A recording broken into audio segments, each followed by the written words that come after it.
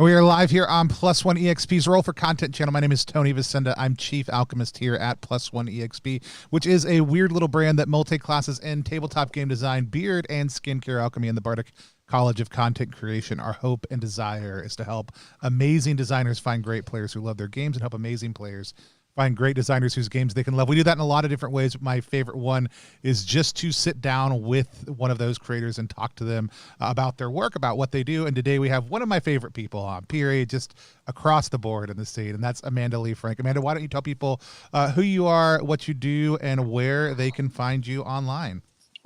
I'm Amanda. I make games and art.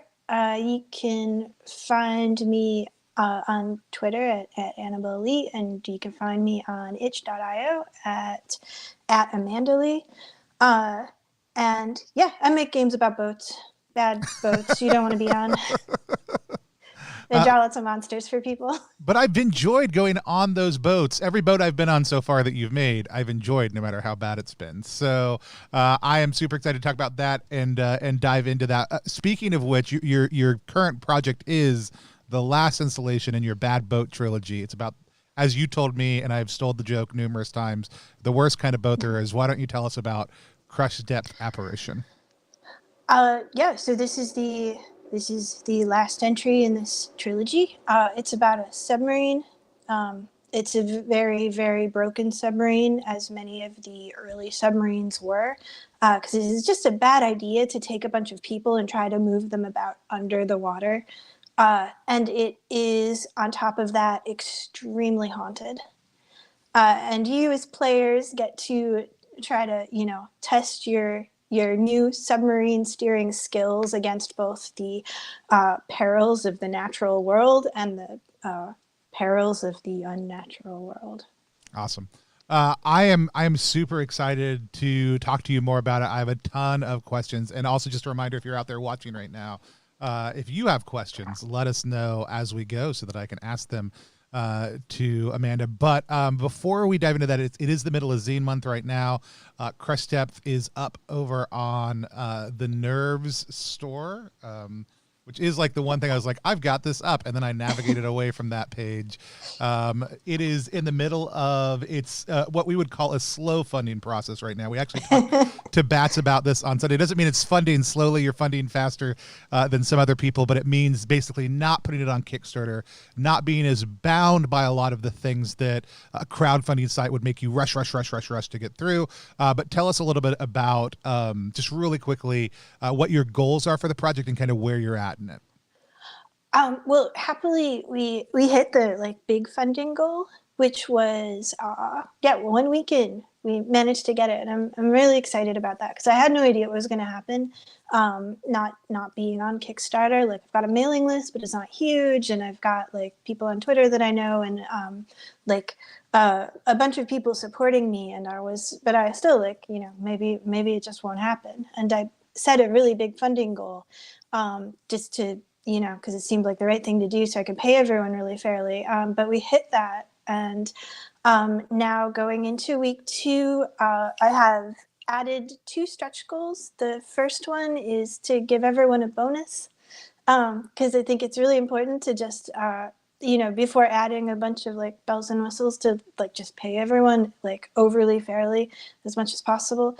And a second one that I will let Micah Anderson, my incredibly talented layout artist, do the layout and color in the interior. Plus, I get to do color illustrations, which will look really good, and do color maps. It will be very pretty. It's a super ambitious goal. I don't feel super confident about it, but the Vampire Cruise on Kickstarter did that well, so it's not totally impossible. If anyone wants this to happen, please share it to all your friends, because I think I have personally contacted everyone that I know knows about it at this point. So what I really need is the people who don't know about this yet to find out. Yeah. I loved it. I've already went and got it. I used as an excuse. I told Bats the other day to pick up all the things on Nerves.store I have not gotten while I was backing it also too. But I'm super excited because you've done something unique with each of these. As much as it's a trilogy, it's really a thematic trilogy. Garbage Barge, Vampire Cruise, each did very different things. And then this has some really kind of cool mechanics into it. I want to come back to those. But before we do that, let's talk a little bit more about some of the other ZiMo projects out there that we love. For folks, like I said, who aren't familiar, ZiMo is kind of a move to decentralize crowdfunding away from Kickstarter. Kickstarter projects can be part of Zine Month, but they the real focus is on saying, how do we create a community of excitement around a bunch of creators getting together to make RPG content in zine format. If you're not familiar with what a zine is, it's a book about this big that oftentimes is, somewhere between 8 to 64 pages, usually on the lower end of that kind of dives into either a specific setting, a very small game, or something else that it wants to explore within the RPG space. So right now there are a bunch of projects coming out that are all about that. This is the Zine Month website. You can absolutely head over here and find all the projects that are listed as part of Zine Month. I have Opera in the search bar because I was looking for something earlier, and so now it keeps on wanting to just redirect me to the Opera projects, but there are a ton of them and more going up over the course of the month, all month long. Instead of just doing normal prestige class, we're also going to have our guests talk a little bit about some of the projects they like. I'm going to talk about some of the projects I like. I love that we're on like the 5th one of these, and to date no one has given me the same project. Like I've never told people, hey, don't pick any of these projects. People just send me the projects they like, and they've all been totally different. And so I'm super excited to dive into yours. Also, by the way, subs are a thing now on our channel. Thank you, Charlie, for gifting a sub to Chumhead. I really appreciate it. Congratulations, Chumhead. It's a great way to support the channel. We're really doing that so that we can support other people who are going to start streaming on the channel. So that money doesn't even go directly to me. It's going to go to help support our team. So if you want to sub, feel free to sub, or head over to our Ko-fi to help support us directly there as well. I should say things like that because it's the responsible thing to do. Let's start with, let's see, where do we want to start? Let's start with the Unnaturalist. Amanda, tell me a little bit about the Unnaturalist and what about it caught your eye and made you fall in love with it. So this is I don't know, this is right in my wheelhouse. I love stuff about natural history. I studied natural history illustration for a little while in college. So, I'm excited about this project. It's a solo game. It's a journaling zine. You are a naturalist exploring an environment where things are kind of off. And, you find the animals, you describe them, you make drawings of them. The thing that really got me about this was there's a mechanic in the game where you're being stalked by the apex predator in this environment that you're creating, and depending on stuff that happens as you do the solo game, it gets closer to you. And it reminded me of things that I've read about real life naturalists working in the field who realize they've been setting up little cameras to watch for animals, and they realize after they leave, having set up the camera records a puma or something that's been tracking them all day and they didn't know it.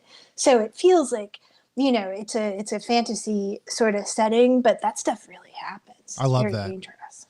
There was a game out last year called Token. That's a Trophy Dark kind of hack for 2 players where you play the hunter and the hunted beast. And so I that's a vibe I really, really love. But I love that it throws it into the solo play experience. And I love that art concept. And yeah, that real world reality of, no, this is a thing that happens. You think you're following it around.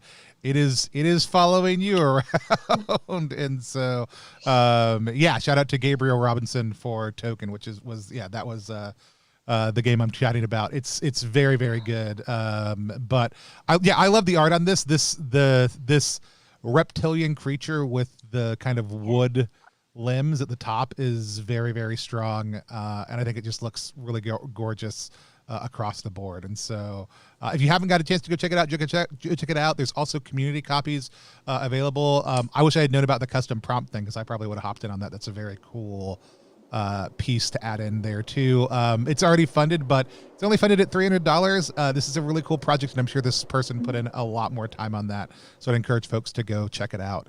I wanted to look at Lilliputian by Mana Ramp Matt. Matt is a friend of the stream. We were going to have him on to do some Mouse Ritter content. Matt, I think, is probably one of the most knowledgeable people about all the third-party Mouse Ritter content that is out there right now. Really phenomenal creator.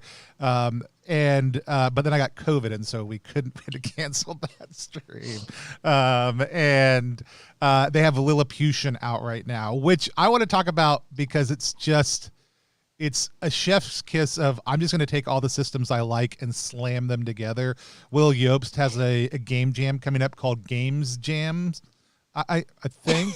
And yes. The concept is take two games you like and try to slam them together and see what happens. And I feel like Matt was like, I'm going to take all the games I like and put them in a pot and chop them up and mix them together and see what comes out. I also like that Matt took advantage of the reverse sale option. This game is twice as expensive as it would normally be right now. It's ZiMo 2022, and it's about adventure on the open seas. So it blends together three systems.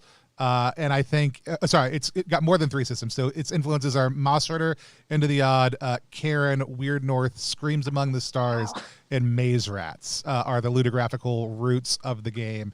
But it's specifically designed to be compatible with Karen, Mark of the Odd, and Mouse Ritter. And so rather than just saying, I'm going to take two things I like and shove them together, that did a lot. Matt's just a tremendously great designer. The layout looks super crisp. On it. I'm very, very excited to create a small hero and then go adventure around on the open seas. Kind of Gulliver's Travel styles is what it really kind of feels like. But yeah, I'm very excited about this one. Had you seen this one yet? No, this is the first time I ran across it. It does look good. Yeah, I think. Do you play as mice or are you people? I think you are. I mean, knowing Matt, my bet would be either. Right, yeah. That you could probably just throw this into Mouse Ritter and go on naval mice adventures, but that you can also just play people. Yeah, Trasherama says that they think it's both either. Like I said, I also think the team on this one's really great. He's got Emil Bovin, Lucipio, Gnarled Monster, Nate Trim, Mac Teg, who I don't know, and Philippe, who I don't know, but just a ton of really great folks. And then they've also put in some Patreon art from Evelyn, Fernando, and Kyle Latino, who are all three artists I love and have gotten to work with a couple times and are just really phenomenal. So it's going to be a really beautiful thing. It's also a great reason to think about, like, if you are somebody who out there who supports people on Patreon, supporting artists will oftentimes give you cool art to drop in your games, and Matt's taking really good advantage of that on this one too. And so, cool. Let's look at not the first time we've talked about it on stream, but Raycats. Tell us a little bit about Raycats, Amanda. So I'm pretty excited about this because I was thinking, like, this summer, what I want to do is I want to try to host a little, like, drop-in indie game night at the cafe down the street in Chicago. And when I was looking through all the ZiMo games, I was kind of, like, looking with an eye to, like, is there what here would be really good for that? And I think this might be the one because it's, like, simple rules, and it's got a high concept that's ridiculous, but also, I don't know, it just really grabs me. You've got it's like post-nuclear disaster wasteland, and your radioactive humanoid cats. And the thing that I really like about this sort of ridiculous, on purpose funny setting is that the actual, like, game is that you're guarding the, like, nuclear waste zone, and so that's kind of the dungeon, but your job as players isn't to go into the dungeon, it's to keep people from going into it, which is a cool, like, great idea. And also it's called the Rad Zone, and that's funny. I have been very excited about this project also. We actually bullied people on the second day of ZiMo into helping this project fund live on stream. They were like halfway up, and I was like, wouldn't it be cool, people, if by the time we were done with this stream, this was funded?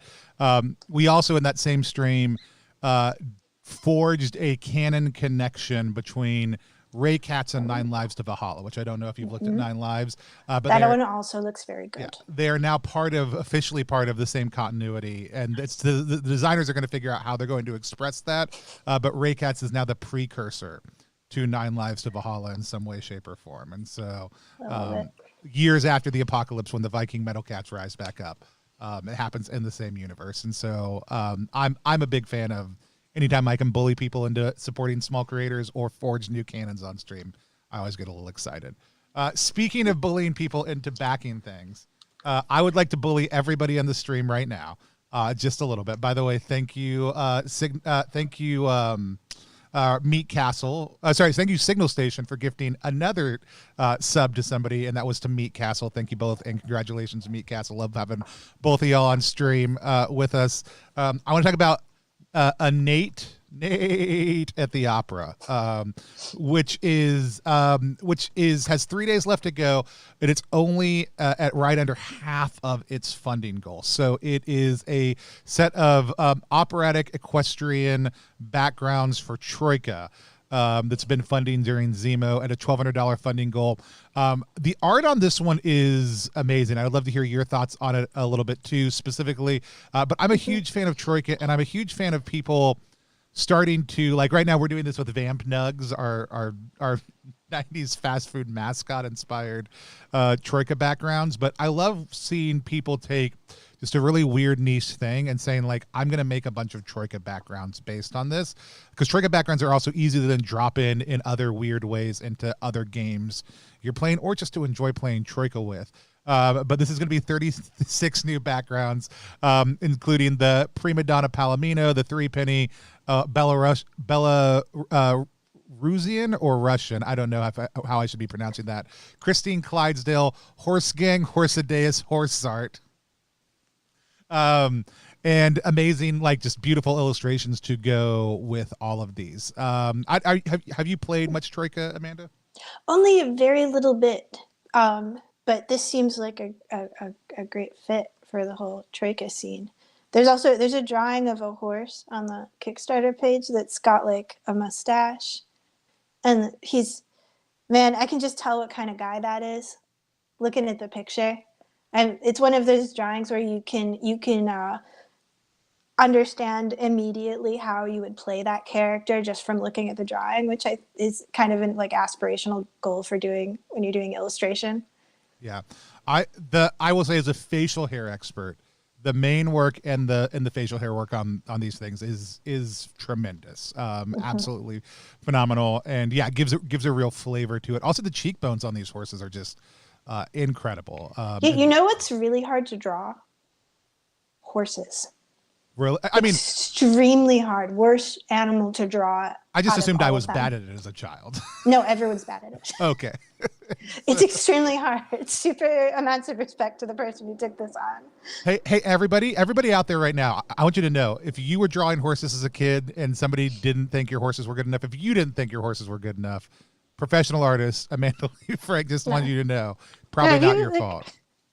Have you looked at a horse? They're crazy.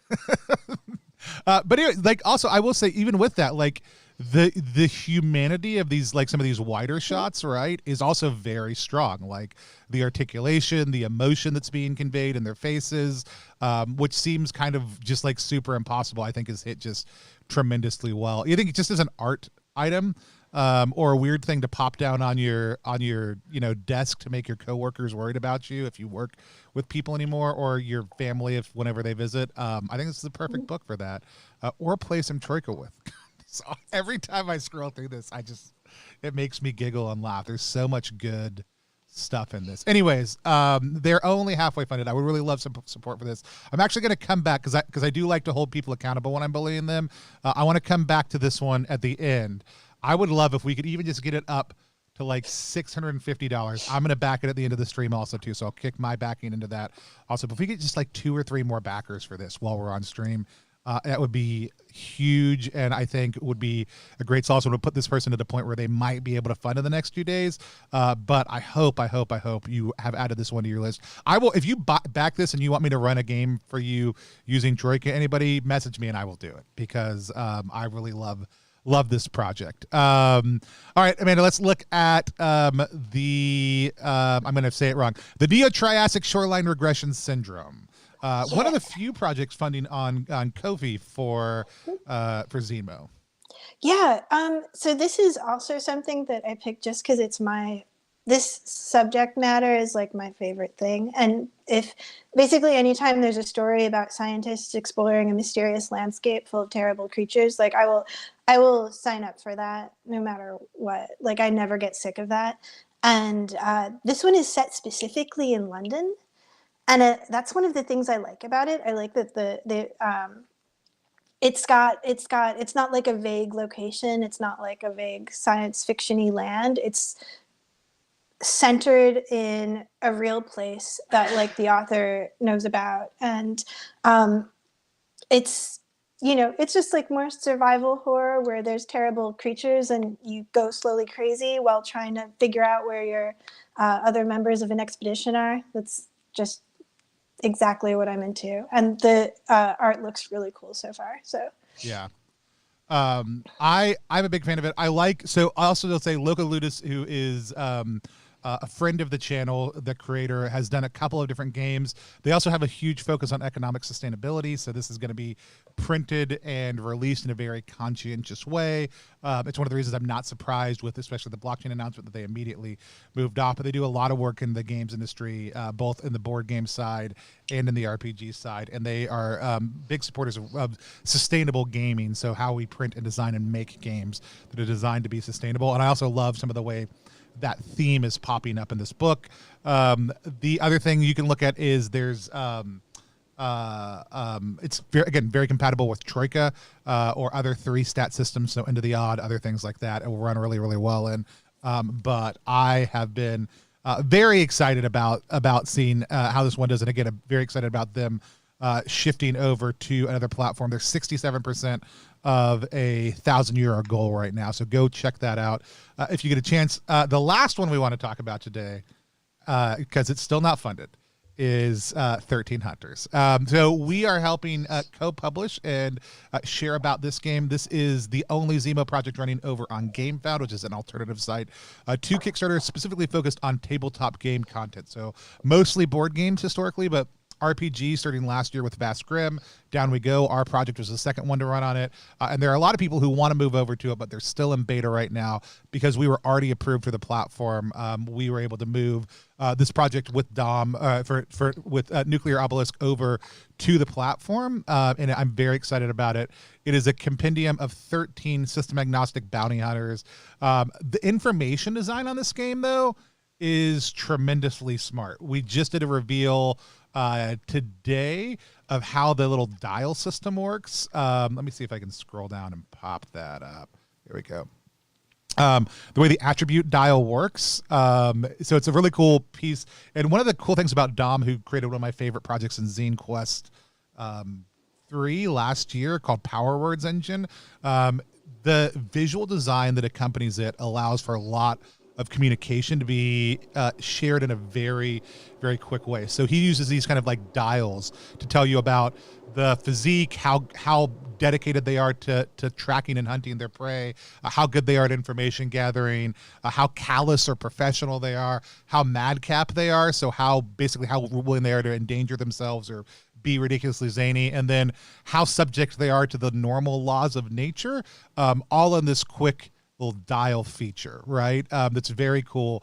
But the way that Nuclear constantly blends visual and written design is very good. Also, the format for this one, it's not hardback, but it's going to be presented in folio style. So it'll actually it'll be A5, but you'll flip it up like this, and then you'll have like the spread on the top of the hunter and some of their basic information, and you'll come down for like the detailed dossier stuff. And so it's got a very, very cool look to it. I'm very excited about this project. We are helping host and co-publish it. We did it because we wanted to support Dom anyways, and we were talking about this project, and we had the option to be able to help get them on GameFound. So we'd love your support. It doesn't have the same algorithmic discovery that Kickstarter or other things do, and it's not benefiting from being on, say, like itch, where we would have some of that same community involvement that might draw eyes over to it. So if you're able to support the project, you can go to ttrpg.link/13h to check it out, and I'll drop the link down below also too. But Amanda, had you checked out 1300s yet? The art looks really beautiful. So that is also all Dom. That's also Nuclear Obelisk, the creator, like did all the art, and I didn't know that till like a week out. It's all gorgeous. And like I said, the layout and the visual aesthetic pieces are they're just tremendously well done. And we got to play with Real Meat Castle last Saturday, and Nuclear Obelisk, Sam Sorensen, and a few other folks. We hopped on and I ran them through some Through the Void, where 3 of the bounty hunters were chasing them across the station for reasons they were not entirely clear about, and it was a blast and super easy to use, and it translated into a hard sci-fi setting really easily, but it translates into a fantasy setting really easily, or anything that's a blend of the two as well. So I'm like I said, I'm a big fan of Nuclear's work. Having Sam Sorensen on as editor, I'm very excited about. But yeah, I was blown away. I think the first time I saw their art was on Arc Ball, which came out with Exalted Funeral this summer. And it was just gorgeous. And so I'm always so amazed when people can do the magic of making art and designing games. Speaking of which, Amanda, let's talk about Crush Depth Apparition. So we're in a haunted sub. It's not, things are not good. So this is like a sub, this is not Red, Hunt for Red October sub. This is not 1980s sub. This is not modern nuclear submarine. This is 100-year plus old submarine, correct? This is while I was doing the research for this book, one of the really big concerns I had was, how do I make this both like a playable game that you can, pick up on the night that you're playing it, and also feel like you, as you're playing it, like you're really steering this sub and you're really solving problems about the submarine. And so I went with an older one, like it's set in 1902 specifically, because this is the time when there was a lot of innovation and people were just putting together the very first submarines. They were extremely dangerous. They were very bad. They just kind of barely worked. But they're also like simpler than your modern submarine. So it's the sort of thing where it makes it, explaining how a nuclear reactor works and how to fix it within the confines of a zine would be impossible. But I can explain in 1 or 2 sentences how, okay, if you want to go up, you have to blow the ballast tanks. You can't run the diesel engine when you're underwater. If you run out of oxygen in 6 hours, this is some possibilities for how you might fix it. And the players will have they'll have a map of the submarine that explains what all of this stuff is and succinctly what it does. And they'll have a tracker to use so that every time they dive underwater, the clock starts ticking. And if something breaks, they have to fix it. And if they can't fix it, then they have to make another decision. And if nothing breaks, well, then probably there's going to be some ghosts coming out, and they have to deal with that instead. Nothing break. Great ghosts. Yeah. All right. Talk to us a little bit about the fact that there are ghosts on this submarine with us. Are these previous divers? Are these ghosts of the depths? Is there a Bone Deep crossover that's happening here, or what's going on with the ghosts? So the thing that's going on with the ghosts is that, when there's sort of a passing beyond a veil,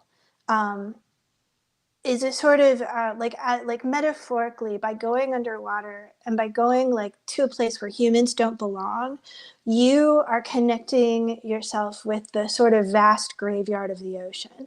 And the entire, throughout all of human history up to this point, they've all been waiting down there to make contact with you. And so you and your crew, you're in this submarine, you make that first dive past, 100 meters.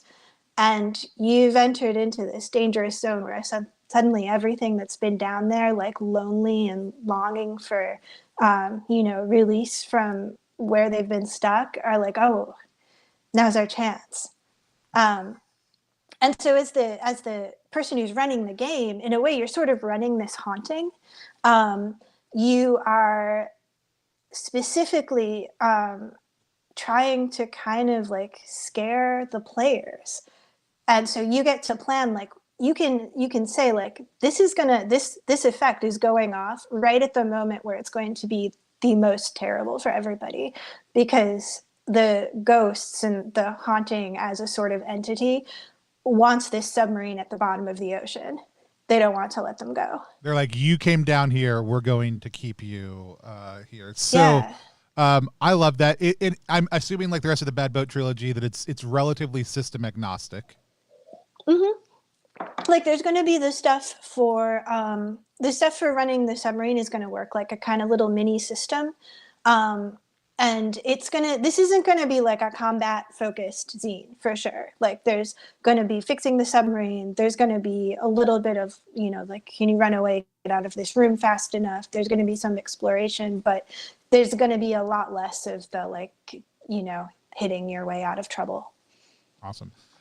And I do feel like, you like Garbage Bards, there's locations and a few other things, but there's not a ton of mechanics. I feel like Vampire Cruise got really rich with like NPCs. You also had Mouth Brood come out over the summer, which had a little bit of a system baked into it. I feel like you're starting to trend a little bit more into having some of those mechanical pieces to pull on in your games, and I love seeing that. Like, I love the fact that we, as people who have gotten to enjoy your work over the last couple of years, have gotten to see the evolution of that in everything that you're doing. Talk to me a little bit about some of what you like, how that haunting and phase process are going to work, and maybe what some of the design choices you made in that were like. Oh, hey, can you still hear me? Because my computer says I lost the connection. I can still hear you. Can you hear me? Great. Yeah, I can still hear you. Okay, cool. So the sorry, I've I lost the trail of things. Basically, you've been flexing out more game design muscles as you've gone through the Boat trilogy, and then also with some of the other things. Talk to me a little bit about the design choices that you made in the haunting phase, and a little bit more about how it works. Yeah. I think I have been, and it's sort of, I had a question on the itch page for this, actually, which was somebody asking me, is this like a sandbox game? Can you replay it? And that was something I was really kind of wrestling with while I was working on the like bones of the design, because instinctively I want people to be able to like do whatever they want within the confines of the game. But the submarine is so small. And I think what I'm trying to do is make something that works like as much like a sandbox as it can, even though it is like in this very tight environment. So the way that the haunting works is that although there are like, it has a sort of narrative that it. Now I did lose you. Oh, well, I'm going to vamp for just 1 second while we wait for Amanda to come back. That time I did lose you, but now you're back. Hi, I'm back. Okay, so the way that Trashorama says ghosts. The way that the haunting is going to work is that you have a sort of like flow chart of events, and like the character actions will set you down a certain path. And if they figure out what they did wrong, or if they do something to knock them back a step, then they will go back to this earlier, like maybe less dangerous or different set of haunting effects. So it's not just that, like, day 1 this happens, day 2 this happens, day 3 this happens, no matter what. The players have a sort of control over it if they can figure out what they're doing or interact with it in a way that sort of like settles things down. And I think the other question is, how likely do you think a set of characters / players are to want to go back down there after the first time they've gone down, right? Like, is anybody like, hey, we got on the worst boat and we survived. we would like to get back on the worst boat. Any incentives for going down? Yes, because you're on the North Atlantic, the most dangerous of all of the oceans. You know, like in between. This is also this is research that I did. You're going to have a map of the Atlantic Ocean. You're going to have like storms at sea that are so rough that it like forces you down below the waves, because if you stay up on top, you're going to get, the submarine's going to be swamped. And you can't control the boat, because your early submarines were not great at like either sailing on top of the water or below it, unfortunately. No, I love that. It is, yeah. I mean, it is really kind of crazy. Like early submarines were, and this is even earlier than this one. Some of them are literally like, we put you in a sealed container and we put you under the water and you could kind of move around, but maybe just kind of float in a general direction and then do a thing. These ones are actually have mechanics to be able to do it, but I love it. I also just, like I said, I love the simple system that you've kind of put in place here for how the different parts work. And you guys can see this over on the nerves.store site. There's a little layout that kind of covers phase one of the haunting effects and then the passage. But no, it looks really solid, and I do love like the tone. I also think there's something about the setting you've chosen. Like the only time I have ever been scared, and some of this comes down to GM technique and some of this comes down to other things, a couple of other things about the system, but the most terrified I've ever been in play was when Sam Sorensen ran Low Lives for us, and I had a character who got stuck in a very small squeezy tube, and there's a process you're going through, and Sam did a really good job of like keeping the tension up and keeping the pressure on and describing what it's like to get squeezed into a tube and be stuck and to start to freak out. And then like almost TPK'd our entire party when I did get out, just using pretty normal fire ants and describing it very well and causing us all to run away because we were so discombobulated at that point in time. I feel like there's a lot of the same type of chances here, both because like we do have that underwater crushed like pressure thing, which I think for a lot of people is stress inducing.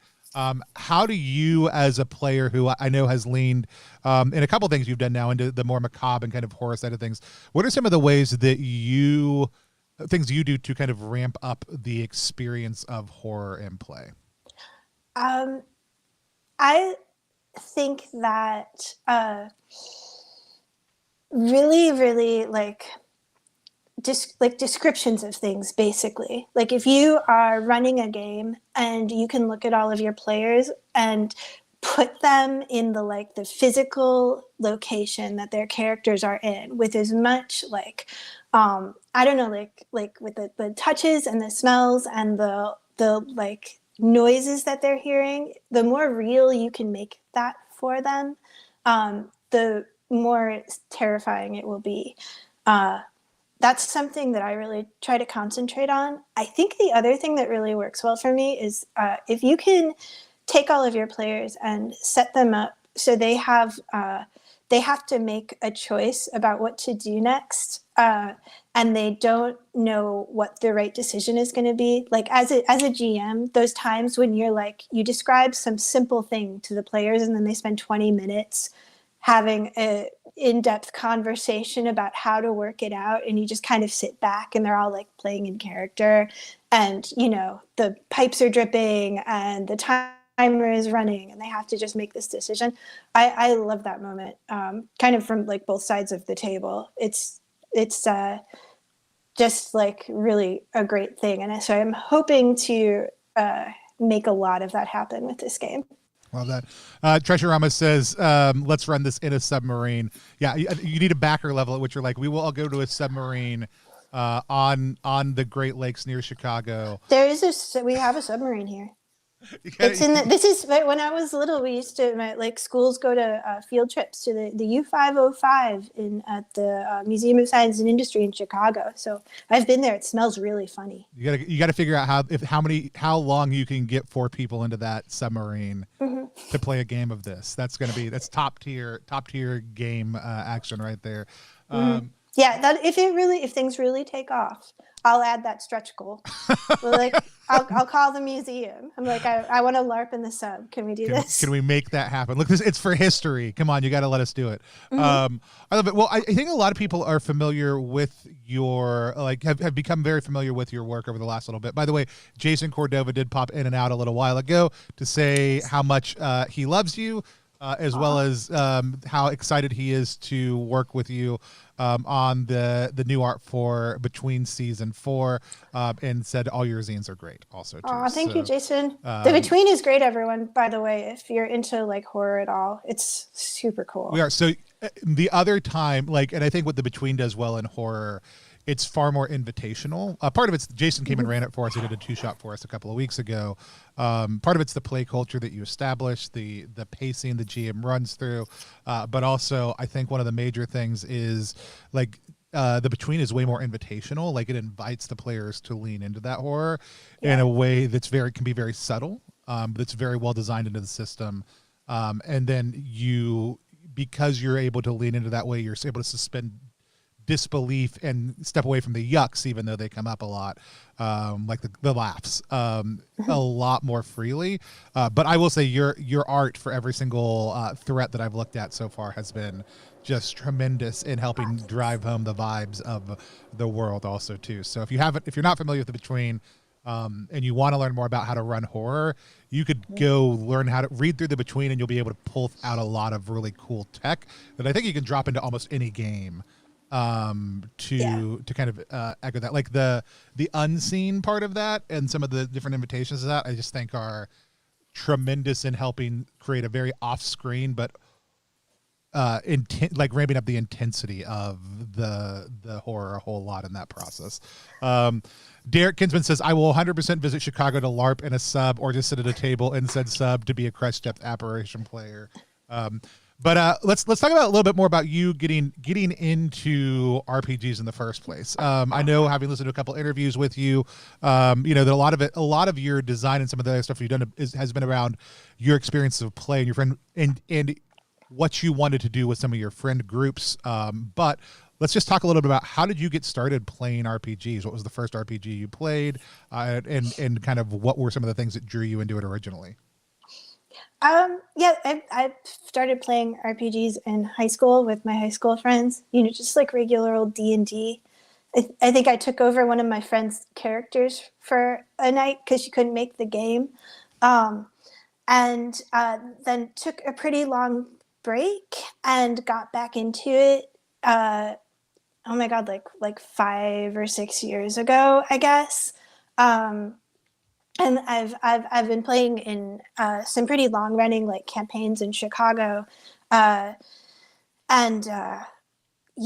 finally after a long while as just a player, I was riding my bike down the street and I was thinking about a friend of mine whose birthday was coming up, and I went over the Chicago River, and one of the big trash barges that like float up and down the Chicago River was going by, and I thought, that's it.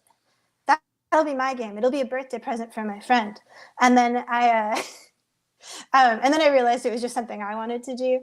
But that was the first ever game that like I made and I ran, and I was so nervous and it was so horrifying. But I also I had such a good time like researching and making up all of these materials and doing all of this writing for it.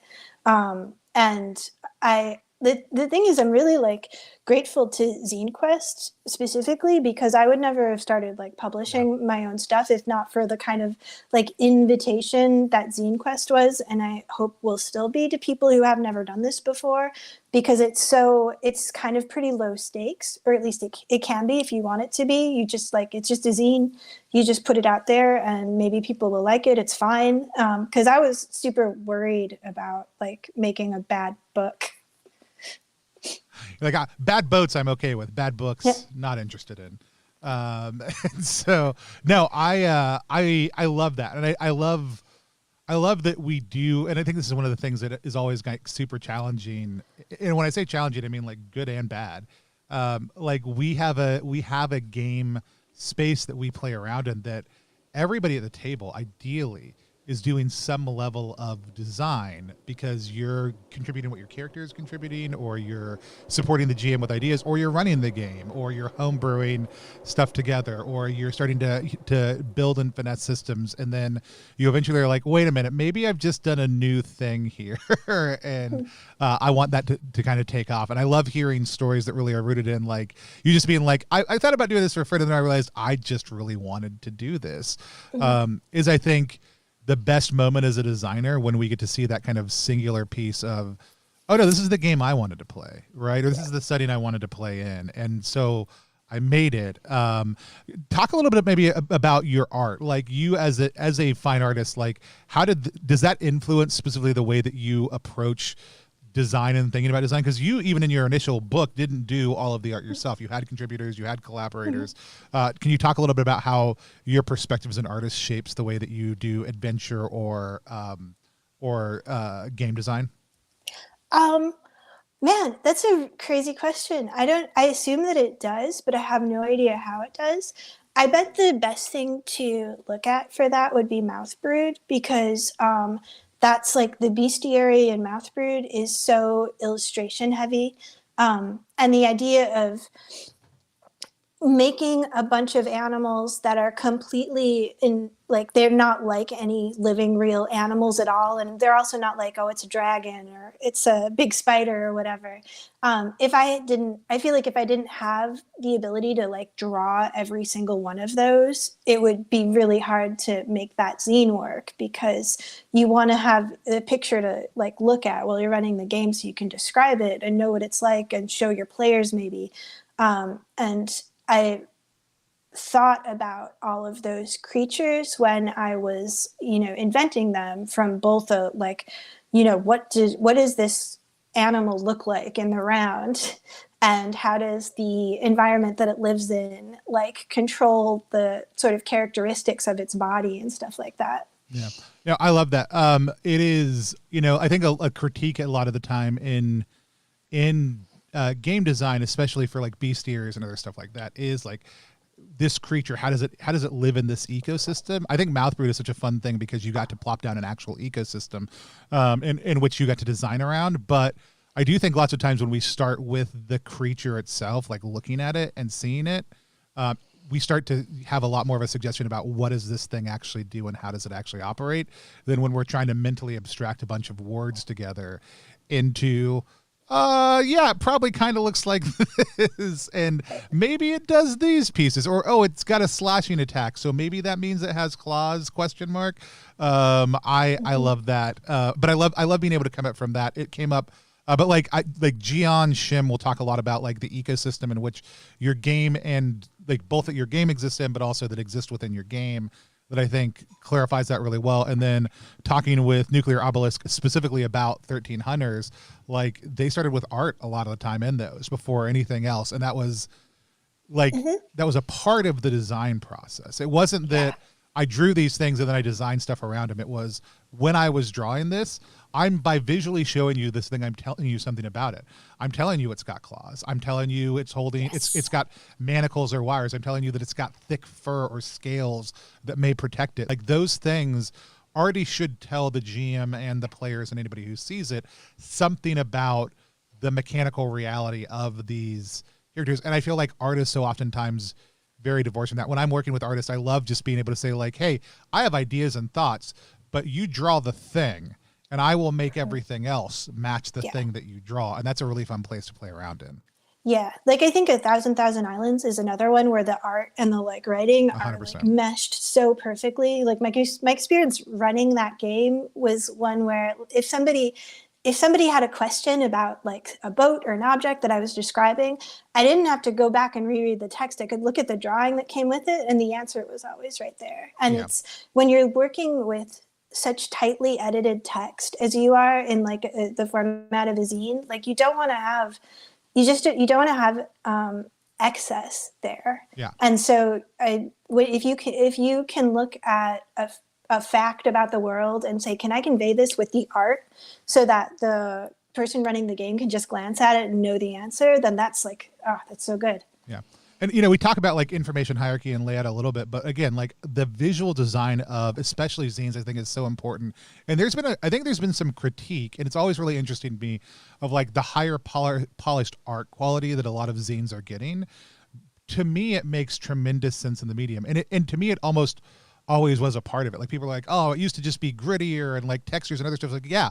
And all of that was visual information that was being communicated. And so, yes, we're including polished art pieces now and with high intention, but like that was also still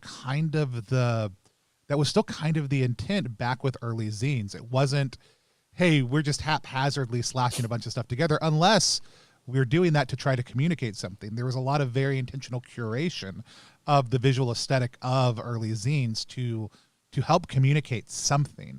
And I think what we're seeing now is kind of, for lack of a better term, and maybe an overblown, like a renaissance in seeing people like you and people like Nuclear and people who do this great visual design work coming back in and saying, yeah, but since we're making a game, how are we just communicating about the game with you in the middle of this? Like, how are we giving you this space and enhancing what's happening rather than trying to do it kind of in two parts to satisfy a weird abstraction? And so I love seeing that. And I love hearing that, like from folks also too.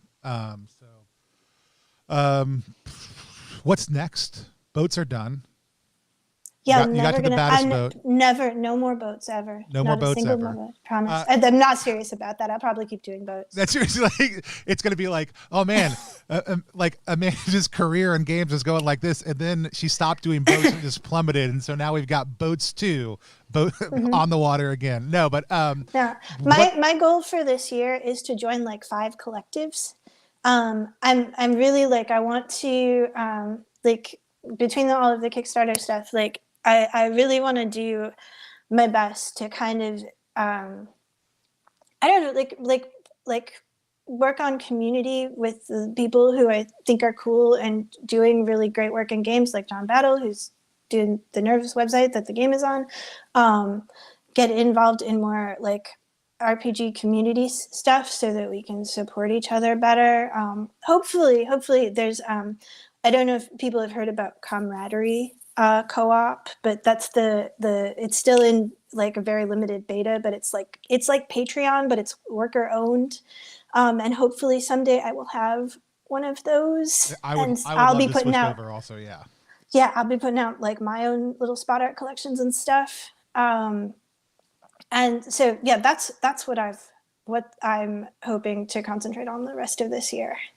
That's cool. I love that. I love that as a goal, and I love when we're able to kind of step back and say, hey, like I don't want to just put out this many games or this many pieces, but here's the type of community I want to form. Because at the end of the day, I think one of the things that allowed you, Bats, Gian, a number of other people who have stepped away from that, even when we look at Down We Go, jumping over to GameFound and experience being the biggest campaign I'd run to date, was a lot of it was what's the community we build around this, and who are the voices that we're inviting into this, and how are we making the success of this everyone's success, I think are huge elements that we want to be really big champions of here on +1, both in the work that we do, our design work, but also just in the type of voices that we're fostering. So I love it when I get to see those kind of communal realities popping up around things. So I love hearing that. That's one of your big goals, is like, I want to work with people I like and do cool things and have it be equitable for everybody is I think a tremendous goal. That's awesome. And that means you don't have to decide what you're doing next. And if everybody else decides it's boats, then I guess you're doing another boat. And until that point, we won't know. So do you know, and this is one of the great things about slow funding, like y'all theoretically could just leave it up on the Nerve site until you've gotten to the point you want. Yeah. Is there a time frame that y'all are funding in specifically though? I'm like, we haven't really talked about it, but I was thinking like, 2 weeks is the traditional Zine Quest funding time. So that's like was kind of my deadline, but who knows what happens. But definitely, if you guys, anyone who's watching, if you have the chance to spread the word about the zine, I would super appreciate it. Yeah. And do you have a pinned tweet on your thing? I do. Yeah. The first tweet on my thing. Let me go grab that real quick. I'm gonna drop in the chat for everybody. I made a video, and there's a song too. If people missed it, you can watch I it didn't on know my there was itch a song. page. I am very There's a excited about song. that. I made there's a whole trailer. So because I loved your ambient audio for Mouthbrood. If you've already backed, or if you haven't backed, or if you can't back for whatever reason, though, there's a $5 PCALF level, so it's very affordable to help support the game. I'm going to drop a tweet in the chat right now. If you could go retweet that tweet, just let people know that you just heard about it, and we'll retweet you when you do. If you pop it out there also too, I would love to let as many people know about this project. It is one of my top 3 most anticipated projects of Zine Month, so I was super excited. We were able to get Amanda on. Speaking of other things I am excited about, we've got a few things coming up that I would love to share with everybody. We have another interview later on this week. On Friday, it's currently planned with the team, 2 of the team members from Yazeba's Bed and Breakfast, coming out by Possum Creek Games later this year, which is one of the games I'm most excited about in 2022. And if you want to talk about things that are not just words or mechanics as system design, if you want to talk about art as a part of design, if you want to talk about prose as part of design, if you want to talk about story as part of design and not just the mechanical elements of that, I know that's going to be a huge part of it, because we were talking with Jay and Lily about the work that's gone into both the art and the design of that, as well as the decision by Possum Creek Games to step away from Kickstarter and move to Indiegogo and what that process looked like. So that's going to be on Friday. Tomorrow night we are playing Grok, which is a old school style zine that is up live right now over on Kickstarter. If you want to go check that out, the art on it looks absolutely gorgeous. It's really tremendously good. gonzo. I'm very excited about the game. We're going to be playing that Thursday night at 9 p.m., a little bit later than our normal time. Also, on Saturday, we are going to be playing Pirate Borg, which is a fully standalone alternate setting, slightly modified system for Merkborg style plays out in the high seas. There's a 5th stat added in, all new classes, and a standalone setting. I am super excited to play that on Saturday afternoon.